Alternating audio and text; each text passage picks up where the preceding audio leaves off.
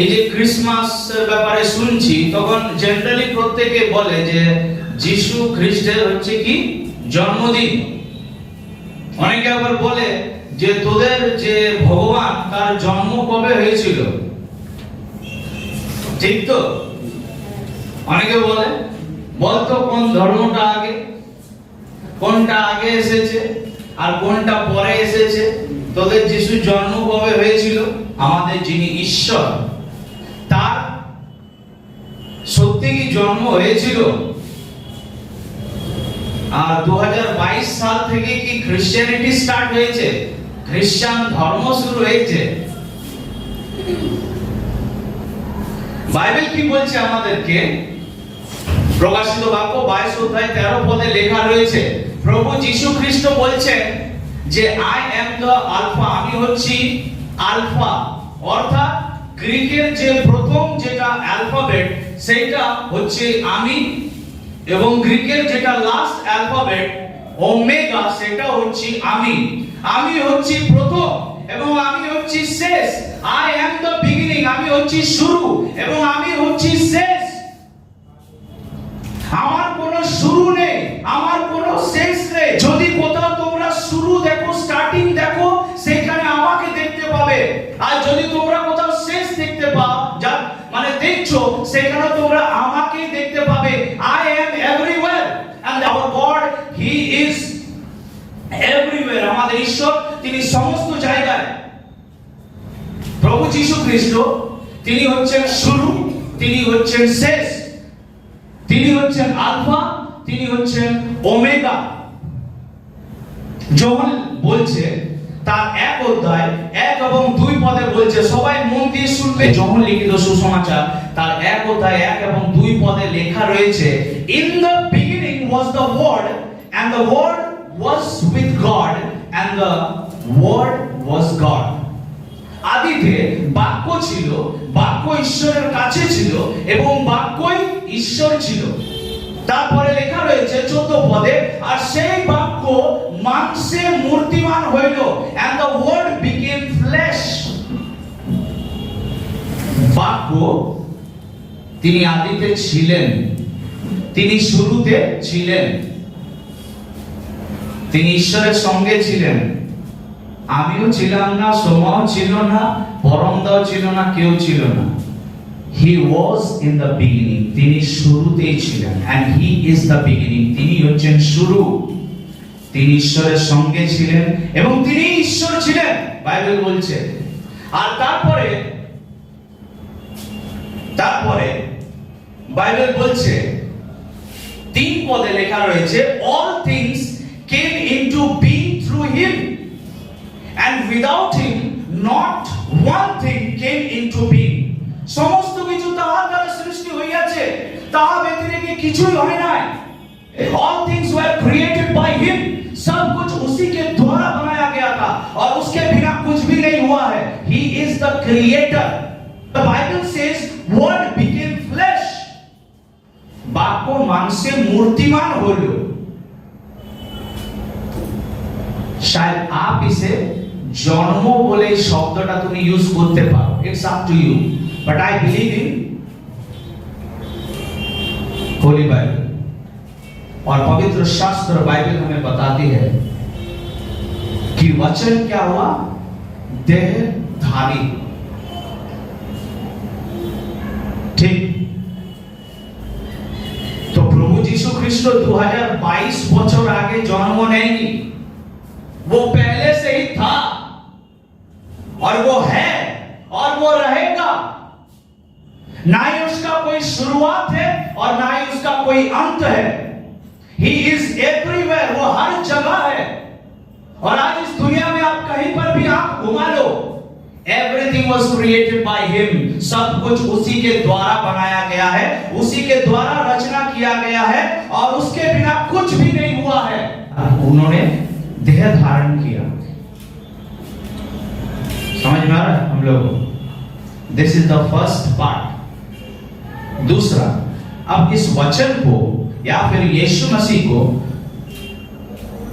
क्यों इस पृथ्वी में आना पड़ा, या फिर क्यों उसको देह धारण करना पड़ा, या फिर क्यों, व्हाई?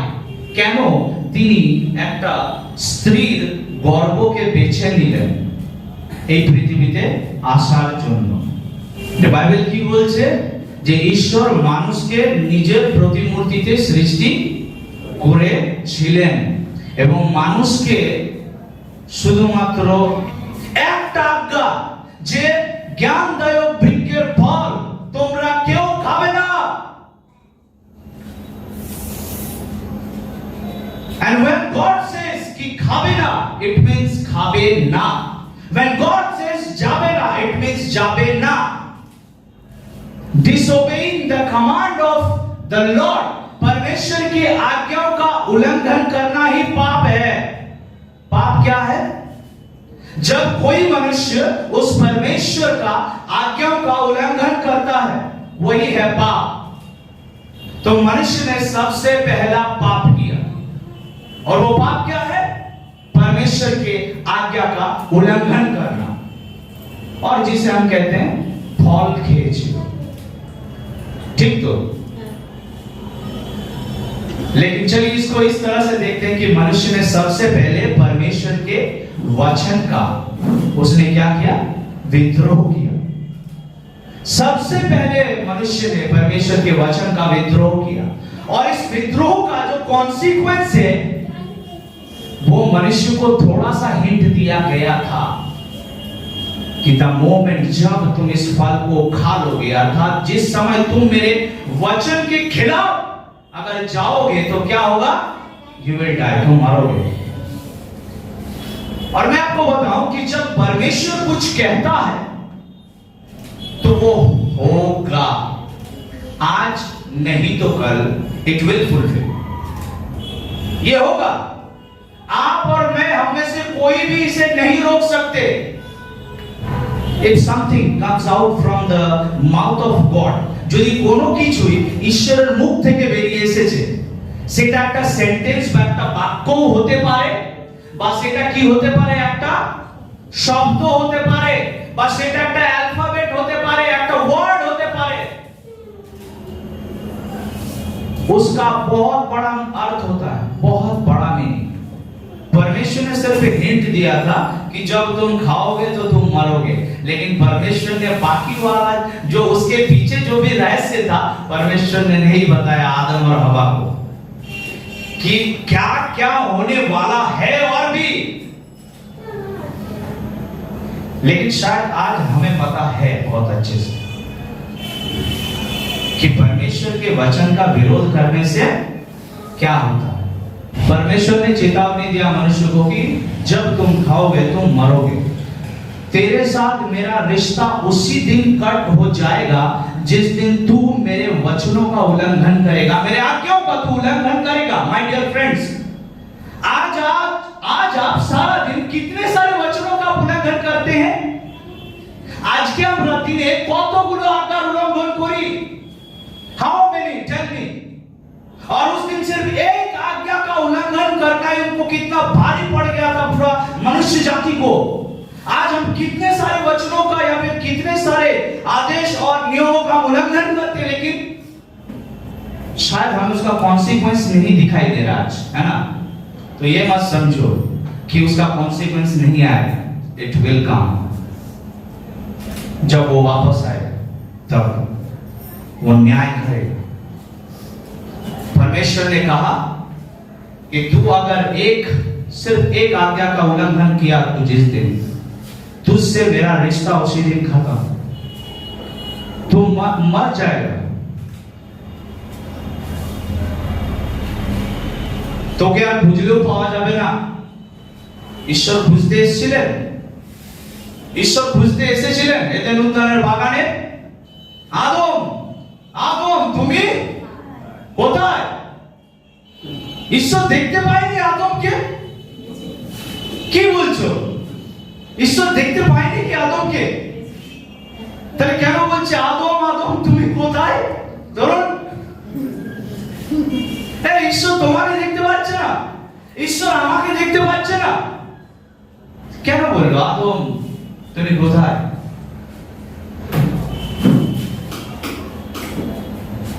একটা আদেশ, একটা নিয়মের উল্লঙ্ঘন করার কারণে, একটা নিয়ম আর আদেশ উল্লঙ্ঘন করার কারণে জানো মানুষের জীবনে পাপ নামের এই শব্দটা কি হয়ে গেল, চলে গেল।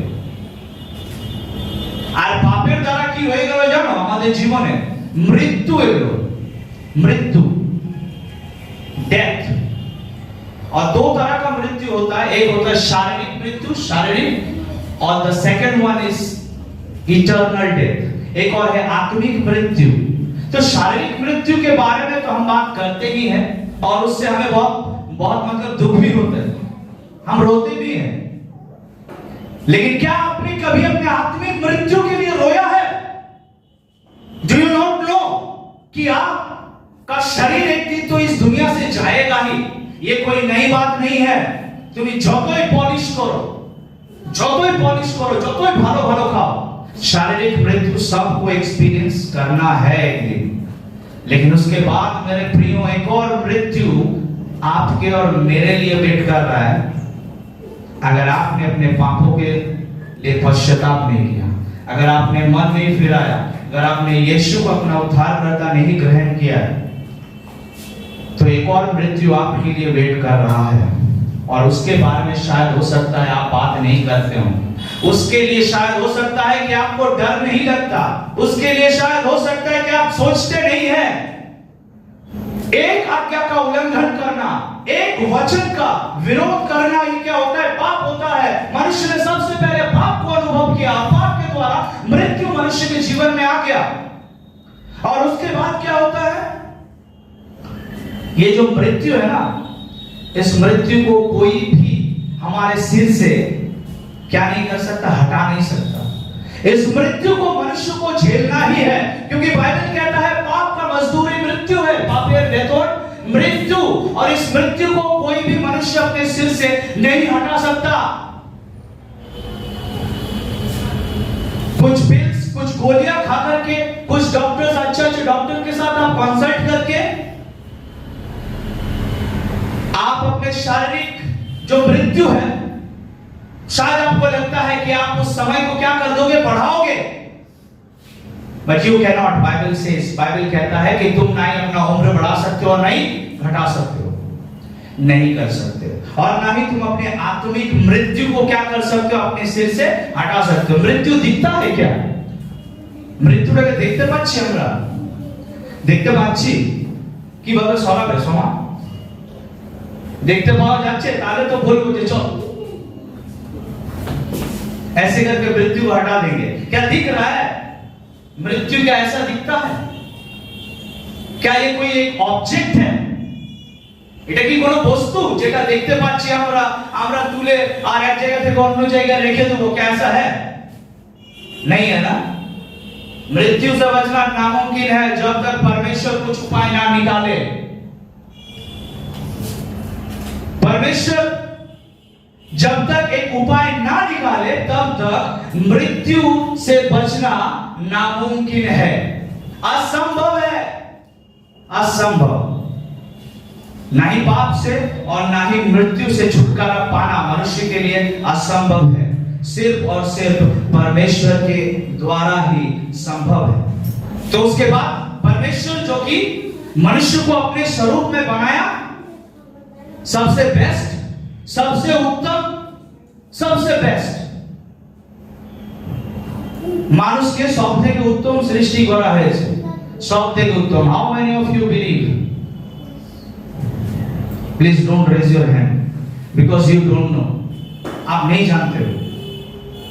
अगर आप जानते हो तो आप उसके तरह आप जियोगे, उसी लायक।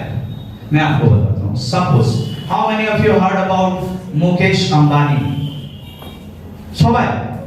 আচ্ছা, মুকেশ আম্বানির ছেলে বা মেয়ে নরমাল ঘরের ছেলে মেয়েদের সঙ্গে ওঠা বসা করে, কথা বলে, খায়, করে করে না? সমান হয়েছে কখন না মুকেশ আম্বানির ছেলে ফোন করলো? হয়নি? असंभव ना, क्योंकि उन लोगों को पता है हमारे स्टेटसটা কি। তারা তাদের স্ট্যাটাস মেंटेन করে। ठीक तो क्या हमें पता है हम किसका बच्चा है?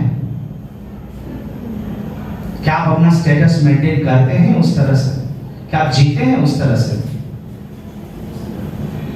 एखानेই হয়ে গেল বড় प्रॉब्लम। यही है सबसे बड़ा प्रॉब्लम। सब থেকে उत्तम, सब থেকে बेस्ट, सबसे अच्छा परमेश्वर ने एक सृष्टि, एक रचना किया और उसका नाम है मनुष्य। लेकिन उन्होंने क्या किया? परमेश्वर के वचन के खिलाफ किया, सिर्फ एक, और उसके वजह से पाप आ गया, उसके वजह से मृत्यु आ गया। और हम देख रहे हैं कि इस पाप को, इस मृत्यु को मनुष्य जीत नहीं सकता, इसे हटा नहीं सकता और इसको ओवरकम नहीं कर सकता, क्योंकि ये मनुष्य के द्वारा संभव है। लेकिन परमेश्वर का वचन कहता है कि जो मनुष्य के लिए असंभव है वो परमेश्वर के द्वारा ही संभव है। और जिस दिन, क्या आप जानते हैं, जिस दिन मनुष्य ने परमेश्वर के वचन के खिलाफ गया, उसी दिन परमेश्वर, सबको लगता होगा कि उस दिन परमेश्वर ये योजना कर रहा था कि आदम को, हवा को और सांप को क्या क्या पनिशमेंट दिया जाए। लेकिन मेरे प्रियो, मैं बताता हूं कि our God is a loving God, is a merciful God. और उस दिन वो सबसे पहले पनिशमेंट का नहीं, लेकिन वो योजना कर रहा था कि मैं कैसे इन लोगों को इस जगह से छुड़ाऊं। हालेलुया। शायद आप ऐसे माता पिता होंगे कि जब आपका बच्चा गुनाह करता है तो आप उसे सजा देने के लिए सोचते हैं, लेकिन मेरा प्रभु योजना करता है कि how I will deliver him from this situation, मैं इसको किस तरह से इस परिस्थिति से निकालूंगा। सबसे पहला ही जो बताया गया है क्रिसमस के बारे में वो है Genesis chapter 3 verse 15। Please someone read for me. हाँ। আর আমি তোমাতে ও নারীতে এবং তোমার বংশে ও তাহার বংশে পরস্পর শত্রুতা জন্মাইব। সে তোমার মস্তক চূর্ণ করিবে এবং তুমি তাহার পাদমূল চূর্ণ করিবে। तो परमेश्वर ने उसी दिन क्या कर दिया था? क्रिसमस का ऐलान कर दिया था। ক্রিসমাসের ঘোষণা আদি পুস্তক 3 অধ্যায় 15 পদে ঈশ্বর ঘোষণা করে দিয়েছে যে সে তোমার কি করবে? তোমার মস্তক চূর্ণ করবে।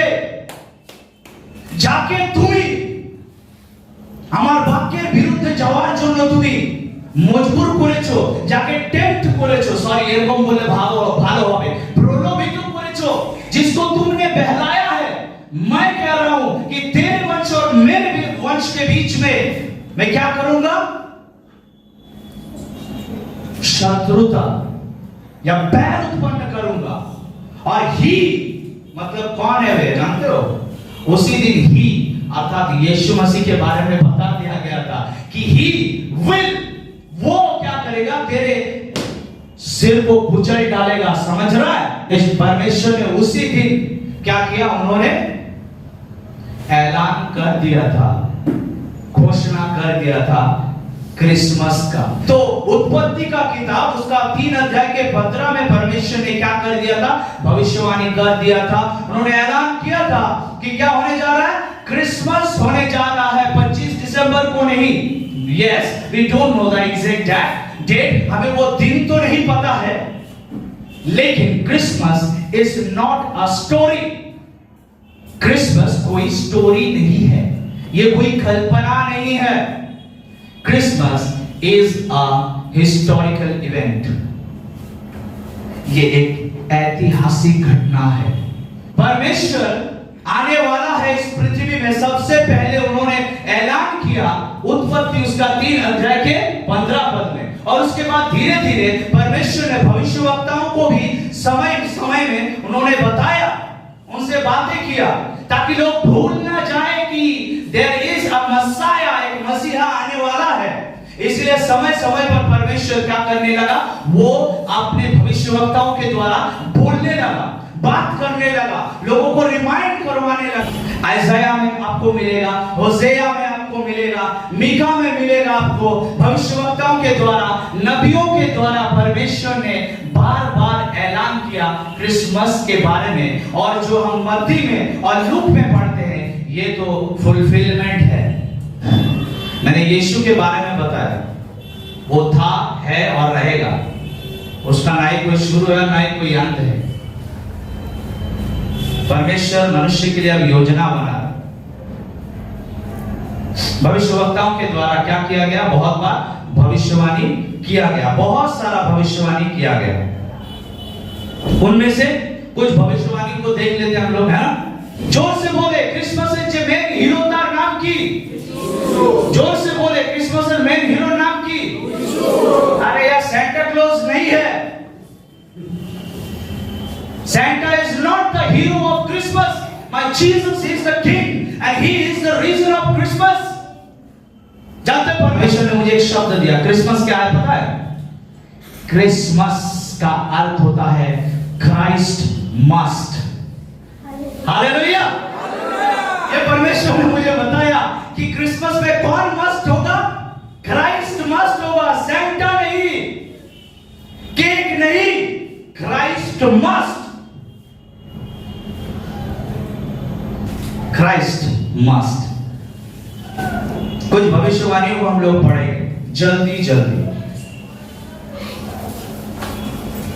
तो सबसे पहला भविष्यवाणी क्या था कि वो दाऊद के गोत्र से आएगा। परमेश्वर जिसने देखा मनुष्य के समस्या को, जिसने देखा मनुष्य बहुत ही गंभीर समस्या में फंसा हुआ है, मनुष्य बहुत ही गंभीर प्रॉब्लम में फंसा हुआ है और जहां से वो खुद नहीं निकल सकता। अगर आप सपोज दलदल में गिर गए हैं, या फिर মনে করুন আপনারা কোনো হয়তো জঙ্গলের মধ্যে দেখেছেন সিনেমাতে এক ধরনের কাদা থাকে, সেই কাদাতে পড়ে গেলে কি হয়, সেখান থেকে যে ব্যক্তি পড়ে গেছে সে উঠতে পারে না, সে যতই নড়বে সে কাদায় কি হবে তত বেশি ফেসে যাবে। তাই তার একজনকে দরকার যে তাকে বাইরে থেকে হাত দিয়ে কি করবে, টেনে तुलबे। हम मनुष्य का भी हालत ऐसा ही था। परमेश्वर ने देखा कि ये कोशिश तो कर रहा है खुद से, कोई कहीं पे नहा रहा है, कोई ये कर रहा है, वो कर रहा है, अपने पापों से शुद्ध होने का, मृत्यु को जीतने का, रोग से निकलने का, समस्या प्रॉब्लम से निकलने का, उद्धार, मुक्ति, मोक्ष, निर्वाण पाने का। लेकिन ये मनुष्य के लिए असंभव है, क्योंकि मनुष्य जितना प्रयास करेगा खुद से, जितना ज्यादा मनुष्य कोशिश करेगा, वो क्या होते जाएगा, अपने ही उलझनों में वो उलझते जाएगा। वो जितना कोशिश करेगा मनुष्य उतना ज्यादा वो उस दलदल में धंसता जाएगा। और आज इस दुनिया का हालत वैसा ही है। परमेश्वर ने ऐलान किया क्रिसमस के बारे में कि मैं भेजूंगा एक जन को, एक जन जाएगा। आज से কোথায় যাবে? দাউদের গোত্র থেকে যাবে। There are 300 prophecies. There are more than 300 prophecies about Jesus Christ in the Old Testament. पुराने नियम में 300 से भी ज्यादा भविष्यवाणियां यीशु मसीह के जीवन के बारे में, उनके मिनिस्ट्री के बारे में, उनके मृत्यु के बारे में दिया गया है। More than 300 prophecies. यीशु मसीह जब नहीं आया था इस दुनिया में, परमेश्वर जब देह धारण करके वो नहीं आया था, उससे पहले ही सब कुछ बता दिया गया था कि वो किसके गोत्र से या कार वंशों থেকে আসবে और वो किसके वंश से आएगा, दाऊद के वंश से आने वाला है। बाइबल क्या बताता है? दूसरा Samuel, 2 Samuel chapter 7 verse 12 and 13। আর একজন মতি এক অধ্যায় এক পদ পড়বে। হ্যাঁ, তোমার দিন সম্পূর্ণ হইলে যখন তুমি আপন পিতৃলোকের সহিত নিদ্রাগত হইবে, তখন আমি তোমার পরে তোমার বংশকে, যে তোমার ঔরসে জন্মিবে, তাহাকে স্থাপন করিব এবং তাহার রাজ্য সুস্থির করিব। আমার নামের নিমিত্ত সে গৃহ নির্মাণ করিবে এবং আমি তাহার রাজসিংহাসন চিরস্থায়ী করিব। আচ্ছা, মতি এক অধ্যায় এক পদে দেখো কি লেখা আছে। মতি এক অধ্যায় এক পদ। হ্যাঁ, যীশু খ্রিস্টের বংশাবলী পত্র। তিনি দাউদের সন্তান। তিনি কার সন্তান? কার সন্তান? বুঝতে পারছো? তার ব্যাপারে আগে বলা হয়ে গেছে। সে কার সন্তান? সে দাউদের সন্তান। ভবিষ্যবাণী অলরেডি করা হয়ে গেছে যে সে কার বংশ থেকে আসবে? রাজা দাউদের বংশ থেকে। কেন রাজা দাউদের বংশে? রাজা দাউদের বংশ থেকে কেন আসবে? আরে वो खुद राजा है भाई साहब। राजा কখনো ফকিরের বংশ থেকে আসে নাকি? वो राजा है, राजा। और राजा इसी वजह से उसने दाऊद के वंश को चुन लिया कि मैं इसी वंश से ही जाऊंगा, ताकि लोगों को पता चले कि एक राजा का जन्म हुआ है। এরপর কি হবে, একটা ভার্জিন বা একটা কুমারীর দ্বারা কি হবে, তিনি কুমারীর গর্ভে তিনি আসবেন। একটা কুমারী মধ্য দিয়ে সে কি হবে, এই পৃথিবীতে আসবে। हम यीशु को परमेश्वर इसीलिए कहते हैं क्योंकि वो था, है और वो रहेगा। और इसी वजह से मैं यीशु का सेवा, उसका आराधना करता हूं, क्योंकि उसके बारे में जितना भी भविष्यवाणियां किया गया था वो सब ऑथेंटिक है, वो सब एक्यूरेट है। और मैं उसे इसी वजह से परमेश्वर मानता भी हूं क्योंकि उनका जन्म जैसे स्त्री और पुरुष या फिर हस्बैंड और वाइफ के मिलन के द्वारा एक बच्चा इस दुनिया में आता है, मेरा यीशु का, मेरा खुदा का जन्म उस तरीके से नहीं हुआ था। उसका जन्म उस तरह से नहीं हुआ। বুঝতে পারছো? তো তার যদি স্বামী এবং স্ত্রী বা পুরুষ আর স্ত্রীর মিলনেই যদি তার জন্ম হয়ে যায় বা যেত, তাহলে তাকে ঈশ্বর বলতে পারবো? তাহলে তো আমিও তো আমাকে ঈশ্বর বলতেই পারি নিজেকে। আমাকে মানবে না ঈশ্বর তোমরা? তাই নয় কি? लेकिन उनका जन्म बहुत अद्भुत रीति से हुआ। কিভাবে? একটা কুমারীর দ্বারা তার কি হয়েছিল, জন্ম হয়েছিল। কি বলছে বাইবেল? আয়েশায়া 7 অধ্যায় 14 পদ। তথায় প্রভু আপনি তোমাদিওকে এক চিহ্ন দিবেন, দেখো এক কন্যা গর্ভবতী হইয়া পুত্র প্রসব করিবে। এক কন্যা গর্ভবতী হবে আর পুত্র প্রসব করিবে। ইংলিশে কি লেখা রয়েছে ওখানে? ওখানে কন্যা লেখা নেই, ইংলিশে কি আছে? ভার্জিন। ভার্জিন, ভার্জিন মানে কি জানো? ভার্জিন মানে জানো কি? অনেকে জিজ্ঞাসা করে, বলে তুই কি এখন ভার্জিন আছিস? মানে কি? ভার্জিন মানে যার কখনো কারোর সাথে কোনো শারীরিক সম্পর্ক নেই, তাকে ভার্জিন বলা হয়। বুঝতে পারছো? তো কার দ্বারা হবে জন্ম? একটা ভার্জিনের দ্বারা হবে, যার কোনোদিনও কারোর সাথে কোনো সম্পর্ক ছিল না। आयसाया में लिखा गया है, यीशु मसीह के बहुत उसके जन्म से बहुत सालों पहले ये बात बता दिया गया, ये बात लिखा गया। और वो क्या, ये क्या फुलफिल हो रहा है? आइए हम लोग देखते हैं लूक 1 अध्याय 35 পদ। যিশু খ্রিস্টের জন্মের অনেক বছর আগে এই ভবিষ্যবাণী করে দেওয়া হয়েছে। আর এই ভবিষ্যবাণী কিভাবে পূর্ণ হচ্ছে দেখো, লুক 1 অধ্যায় 35 পদে কি লেখা রয়েছে? তাড়াতাড়ি। হ্যাঁ, দূত উত্তর করিয়া তাহাকে কহিলেন, হ্যাঁ, পবিত্র আত্মা তোমার উপরে আসিবে। পবিত্র আত্মা তোমার উপরে আসবে মরিয়ম, এই ভার্জিন, এই কুমারী, তোমার উপরে পবিত্র আত্মা আসবে এবং পরাৎপরের শক্তি তোমার উপরে ছায়া করিবে। পরাৎপরের শক্তি তোমার উপরে ছায়া করবে। এই কারণ যে পবিত্র সন্তান জন্মিবেন, হ্যাঁ, তাহাকে ঈশ্বরের পুত্র বলা যায়। এই কথা, এই যে কনভারসেশন কার কার মধ্যে চলছে জানো? Between Mary and angel of the Lord.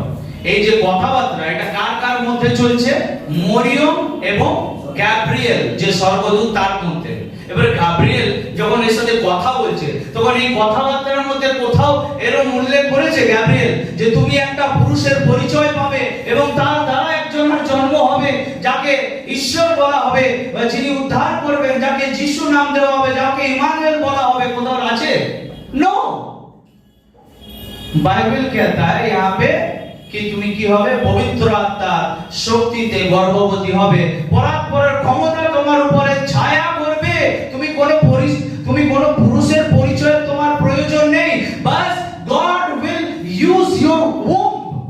परमेश्वर बस तेरे गर्भ को इस्तेमाल करना चाहता है इस दुनिया में आने के लिए, क्योंकि उसको ये मजबूर हो चुका है परमेश्वर इस दुनिया में आने के लिए, क्योंकि वो देख रहा है कि मेरे संतान, मेरे लोग वो पाप के दलदल में, मृत्यु में फंस चुके हैं और उन्हें निकालना बहुत जरूरी है, इसीलिए मुझे जाना पड़ेगा।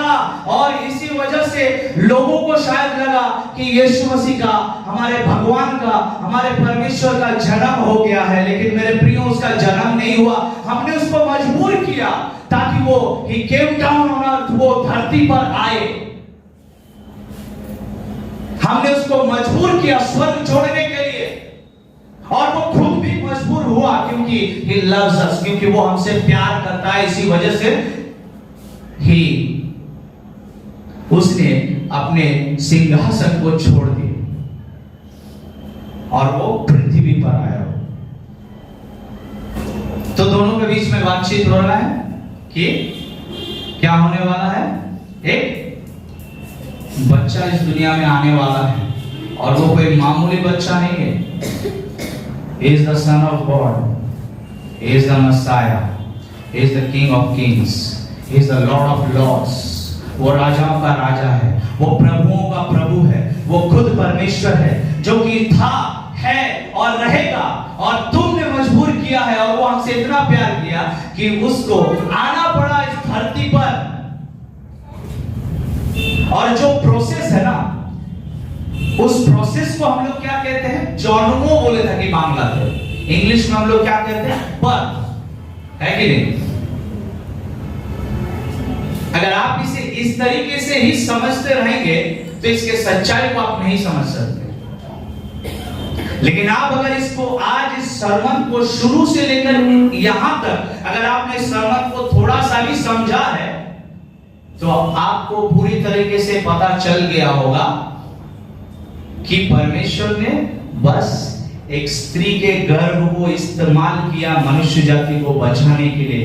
उसको आना पड़ा, वो आएगा और वो क्या करेगा, मनुष्य को छुड़ाएगा। दाऊद के गोत्र से वो आएगा, वो एक वर्जिन को, एक कुंवारी को इस्तेमाल करेगा इस दुनिया में आने के लिए। किसी पुरुष का जरूरत नहीं है। तीसरा, होसेया 11 अध्याय का 1 पद और Matthew chapter 2 verse 14 and 15। Hosea chapter 11 verse 1, Hosea 11 অধ্যায় 1 পদ আর তারপরে একজন পড়বে মথি 2 অধ্যায় 14 এবং 15 পদ। হোসেয়া 11 অধ্যায় 1 পদ, ইসরায়েলের বাল্যকালে আমি তাহাকে ভালোবাসিতাম এবং মিশর হইতে আপন পুত্রকে ডাকিয়া আনিলাম। কাকে, কোথা থেকে ডেকে নিয়ে আসা হলো? কোথা থেকে? মিশর। মিশর দেশ থেকে আপন পুত্রকে আমি কি করলাম, ডেকে নিয়ে এলাম মিশর দেশ থেকে। আচ্ছা, দেখি তো বাইবেল কি বলছে। মথি 2 অধ্যায় 14 এবং 15 পদ। তখন যোসেফ উঠিয়া রাত্রি যোগে শিশুটিকে ও তাহার মাতাকে লইয়া মিশরে চলিয়া গেল। হ্যাঁ, তখন এবং হেরোদের মৃত্যু পর্যন্ত সেখানে থাকিলেন। তাহলে যোসেফ এবং মরিয়ম শিশুটিকে অর্থাৎ যিশুকে নিয়ে কোথায় চলে গেল? মিশরে পালিয়ে গেল। যতদিন পর্যন্ত হেরোদের মৃত্যু হচ্ছে না ততদিন, তাই তো? তাহলে সেই পুত্রকে কোথা থেকে ডাকা হয়েছিল? মিশর থেকে, তাই তো? হোসেয়ার পুস্তকে আমরা পড়লাম। আর তার পরিপূর্ণতা আমরা কোথায় দেখতে পাচ্ছি? নতুন নিয়মে দেখতে পাচ্ছি, তাই তো? যে তিনি কি হবেন, মিশর দেশে তিনি টাইম স্পেন্ড করবেন, তিনি সেখানে কিছু সময় ধরে থাকবেন। কত অ্যাকুরেট ভবিষ্যবাণী, কত accurate, authentic. Number 4, he will born in Bethlehem, তিনি বেথলেহেমে জন্মগ্রহণ করবেন। মানুষ বিশ্বাসই করে না প্রভু যিশুই হচ্ছেন সেই জীবন্ত ঈশ্বর। আর কিভাবে বোঝাবো জানি না, বাইবেলটা যদি পড়বে তবে তো বুঝতে পারবে। তার ব্যাপারে তার জন্মের কয়েকশো বছর আগে প্রফেসি ভবিষ্যবাণী করে দেওয়া হয়েছে যে ইভেন কোন জায়গাটাতে সে জন্মগ্রহণ করবে, কোন জায়গায় জন্মগ্রহণ করবে সেটাও বলে দেওয়া হয়েছে বাইবেলে। তবুও মানুষ বিশ্বাসই করতে পারছে না। দেখি কোথায় বলেছে। মিকা 5 অধ্যায় 2 পদ, মিকা 5 অধ্যায় 2 পদ এবং মথি 2 অধ্যায় 4 এবং 6 পদ। মিকা 5 অধ্যায় 2 পদ আর ম্যাথিউ 2 অধ্যায় 4 এবং 6 পদ। মিকা 5 অধ্যায় 2 পদ। আর তুমি হে বেথলেহেম ইফ্রাতা, হ্যাঁ তুমি ইহুদার সহস্রগণের মধ্যে ক্ষুধা বলিয়া অগণিত, তোমার হইতে ইসরায়েলের মধ্যে কর্তা হইবার জন্য, তোমার হইতে ইসরায়েলের কর্তা হইবার জন্য। কার সঙ্গে কথা বলা হচ্ছে? বেথলেহেমকে বলা হচ্ছে। ঈশ্বর বেথলেহেমকে বলছেন ইসরায়েলের কর্তা তোমার মধ্য থেকে কি করবে? আসবে, উৎপন্ন হবে। তারপরের যে বাক্যটা পড়বে, তারপরে মতি মতি 2 অধ্যায় 4 পদ। আর তিনি সমস্ত প্রধান যাজক হ্যাঁ ও লোক সাধারণে অধ্যাপকগণকে একত্র করিয়া তাহাদিগকে জিজ্ঞাসা করিলেন, খ্রিস্ট কোথায় জন্মিবেন? তাহারা তাহাকে বলিলেন, যিহুদিয়ায় বেথলেহেমে, কেননা তাহলে যিশুর জন্ম কোথায় হলো? তাহলে তার জন্মের কয়েকশো বছর আগে বলে দেওয়া হয়েছিল যে ইসরায়েল একজন কি হবে? একজন কর্তা আসবে ইসরায়েলের, একজন কর্তা আসবেন ইসরায়েলে, বেথলেহেমে আসবে। আর তারপরে তার ফুলফিলমেন্ট বা তার পরিপূর্ণতা আমরা দেখতে পাচ্ছি, তাই না? এখানে লেখা রয়েছে। আর না, I am a human being, আমি একটা শুধুমাত্র মানুষ। কিন্তু তিনি শুধুমাত্র মানুষ ছিলেন 100% তা নয়, কিন্তু তিনি কি ছিলেন? 100% ঈশ্বরও ছিলেন। তাই তার ব্যাপারে আমি তোমাদেরকে প্রথমে বললাম, দ্বিতীয় বললাম মানুষের অবস্থার কথা, তৃতীয় বললাম তোমাদেরকে ভবিষ্যবাণী করা হয়ে গেছে যে মানুষকে উদ্ধার করার জন্য, মানুষকে বাঁচানোর জন্য একজন আসবে। সে দাউদের গোত্র থেকে আসবে, সে কুমারীর মধ্য দিয়ে জন্মগ্রহণ করবে, সে মিশর দেশে কি হবে? টাইম স্পেন্ড করবে, ইজিপ্টে। আর তার জন্ম কোথায় হবে?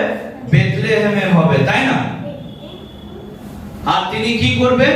তিনি সর্পের অর্থাৎ শয়তানের মস্তককে কি করতে আসবেন? তিনি চূর্ণ করার জন্য আসবেন। সবকিছু ভবিষ্যবাণী তার ব্যাপারে করা হয়ে গেছে। আমরা কথা বললাম ভবিষ্যবাণীর বিষয়ে। নাও word became flesh, पर क्यों ये वचन देहधारी हुआ? सबसे पहला जो वचन है, पढ़ने का जरूरत नहीं, it will take time. Matthew chapter 5 verse 17 में लिखा हुआ है ऐसा कि Christ came to fulfil the law. यीशु ने कहा कि मैं व्यवस्था को हटाने के लिए नहीं, लेकिन पूर्ण करते एसेছি। I have come to fulfil the law. व्यवस्था को पूर्ण करने के लिए आया हूं, पूरा करने के लिए आया हूं। यीशु मसीह को व्यवस्था को पूरा करना था, इसी वजह से वो यहां पर आया। दूसरा, वो क्यों आया? लोगों को नहीं पता यीशु मसीह का आने का पर्पस यहां पे क्या है इस दुनिया में। हमने छोटा छोटा विषय तो हमने सीखा, लेकिन मैं आपको बहुत ही सिस्टमैटिकली अभी समझा रहा हूं। To do the will of the father, पिता का जो इच्छा था या फिर पिता की इच्छा को पूरा करने के लिए यीशु मसीह ने बार-बार कहा कि मैं यहाँ पे अपनी इच्छा पूरा करने के लिए नहीं, लेकिन I have come to fulfil the will of my father. मैं अपने पिता का इच्छाओं का पालन करने के लिए आया हूं। और मेरा पिता का इच्छा क्या है जानते हैं? ये पिता का इच्छा क्या है? ये है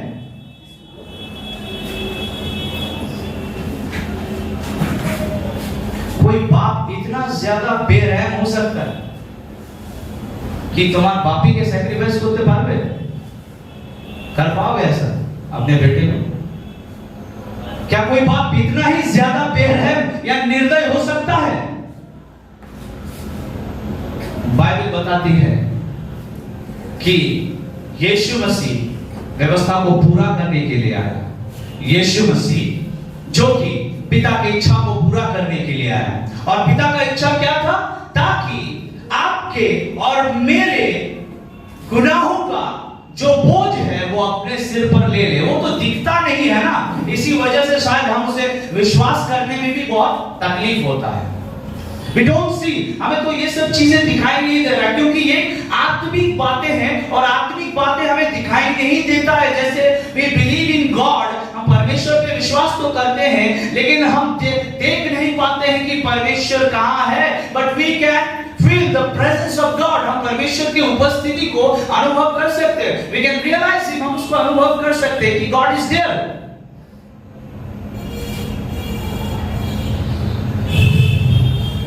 यीशु मसीह इस दुनिया में क्यों आया? ताकि आपके और मेरे जो प्राइस है, जानते हैं जब आज मेरा भाई सनी गया था इस ब्रेड को, प्रभु भोज की इस ब्रेड को खरीदने के लिए, तब उसे क्या करना पड़ा था? सनी एक प्राइस पे करना पड़ा। Nothing is free. इस दुनिया में कुछ भी फोकट का नहीं मिलता है। इस दुनिया में कोनो की जो फ्री नहीं, हर चीजों का आपको प्राइस पे करना होगा। इन द सेम वे मनुष्य के पाप के लिए किसी ना किसी एक को, और वो मनुष्य ही होना चाहिए, ना ही कि वो जानवर या फिर कोई भेड़ या फिर बकरी या फिर कोई गाय बैल, ये सब नहीं, लेकिन मनुष्य के पाप के लिए सिर्फ और सिर्फ मनुष्य को ही क्या करना होगा? प्राइस पे करना होगा। ओनली अ ह्यूमन बीइंग, सिर्फ मनुष्य को ही सफर करना होगा। और इसी वजह से यीशु मसीह जो कि मनुष्य बनकर के उस स्वर्ग के सिंहासन को उसने छोड़ा और ही केम डाउन, वो यहां आया, वो उसने एक स्त्री के गर्भ को इस्तेमाल किया सिर्फ यहां तक पहुंचने के लिए। हेलो, सिर्फ एक स्त्री के गर्भ को इस्तेमाल किया गया सिर्फ यहां तक पहुंचने के लिए कि कैसे भी करके मैं पहुंच जाऊं और इन लोगों का जो बोझ है वो मैं क्या करूं? अपने ऊपर उठा दूं। इन लोगों का जो प्राइस है, वो प्राइस क्या है? पाप का प्राइस क्या है? मृत्यु, डेथ। तो उस मृत्यु को यीशु ने अपने ऊपर लिया। जो ब्लेम, যে দোষার উপর আমাদের উপরে আসা ছিল, যে সমস্ত জিনিস আমাদের উপরে আসা ছিল, সেগুলো তিনি নিজের উপরে নিয়ে নিলেন। and he died on the cross, and that is the will of God। और एक और बात शायद बहुत कोई नहीं कहता है, लेकिन आज मैं आपको बता रहा हूं, he not only came to die on the cross, सिर्फ वो क्रॉस पर मरने के लिए नहीं आया, लेकिन he came to save us, वो हमें छुड़ाने के लिए आया, वो हमें मुक्ति देने के लिए आया, वो हमें उद्धार देने के लिए आया। और एक और महत्वपूर्ण बात, वो मृत्यु को जीतने के लिए आया, जो मृत्यु मनुष्य के सिर पर था, जिसका राज्य हमारे जीवन के ऊपर चल रहा था, उस मृत्यु को यीशु मसीह ने क्या किया? जीत लिया। जानते हैं तीसरे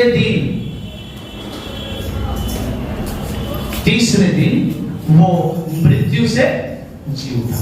लोगों को लगा कि इसका काम हमने क्या कर दिया है? तमाम। शैतान को लगा कि मैंने इसका खेल खत्म कर दिया क्रूस के ऊपर।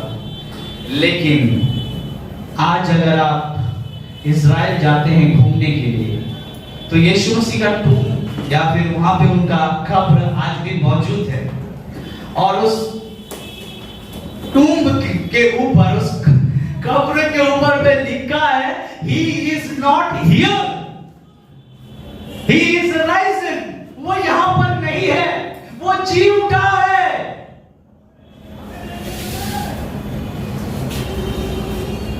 This is the will of God। वो आया था, সাপের মাথাকে চূর্ণ করার জন্য। জেনেসিস 3:15 তিনি এসেছিলেন to seek the lost and to reconcile us with the Father। वो यहाँ पे आया था हमारे और परमेश्वर के बीच में जो संबंध टूट गया था, उस रिश्ते को फिर से जोड़ने के लिए।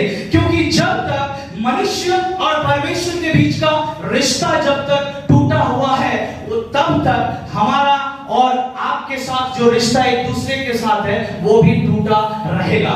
जब तक आपका रिश्ता परमेश्वर के साथ ठीक है, तब तक आपका रिश्ता मनुष्य के साथ में भी ठीक रहेगा। अगर आपका रिश्ता मनुष्य के साथ ठीक नहीं है, तो आप जान लेना कि आपका रिश्ता परमेश्वर के साथ भी ठीक नहीं है। और जब आप अपना रिश्ता परमेश्वर के साथ ठीक कर लेते हैं, तब मनुष्य के साथ में भी आपका रिश्ता सही होने लगता है।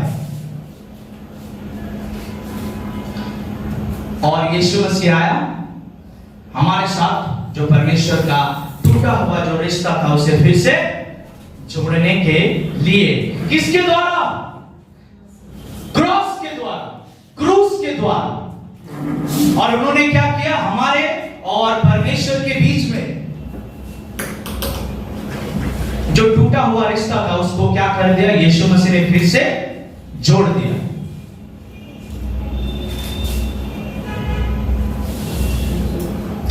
यीशु कहता है कि वो क्यों आया है? वो एक दूसरे से अलग करने के लिए आया है इस दुनिया में। एक तरफ उन्होंने क्या किया? परमेश्वर को मनुष्य के साथ क्या कर दिया? उन्होंने रिकॉन्साइल कर दिया, उन्होंने जोड़ दिया। फिर से परमेश्वर और मनुष्य के बीच में जो रिश्ता टूट गया था उसको यीशु मसीह ने आकर के क्या कर दिया? जोड़ दिया। और क्या किया? मनुष्य के साथ मनुष्य का जो रिश्ता था वो तोड़ दिया यीशु मसीह ने। ये कैसा बात कर रहे हो राहुल? कॉन्ट्रडिक्टिंग, बहुत ज्यादा कॉन्ट्रडिक्शन लग रहा है, हमें समझ में नहीं आ रहा क्या बोल रहे हो। कभी बोलते हो कि परमेश्वर के साथ रिश्ता जोड़ा तो मनुष्य के साथ भी रिश्ता ठीक हो जाएगा, और कभी कहते हो कि मनुष्य के साथ रिश्ता तोड़ने के लिए आता। हाँ, अगर एक परिवार में सिर्फ एक ही व्यक्ति यीशु मसीह को ग्रहण करता है तो उसका पूरे परिवार के एक भी व्यक्ति के साथ उसका उठना बैठना, चलना फिरना, बात करना, सोचना, खाना पीना कुछ भी मैच नहीं करेगा। যখন ইচ্ছার পরিবারে শুধুমাত্র ইচ্ছাই যখন প্রভু যিশুকে গ্রহণ করেছিল তখন তার পুরো পরিবার তার বিরুদ্ধে আলাদা হয়ে গেল।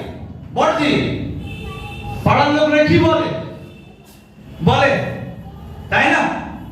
তাহলে সবার থেকে আলাদা করতে এসেছিল তো যিশু, নাকি? আমাদেরকে যেদিন প্রভু যিশুকে গ্রহণ করে নেবে সবার থেকে আলাদা হয়ে যাবে, তোমাকে সবাই বলবে you are a different person, तुम एक बहुत ही अलग व्यक्ति हो।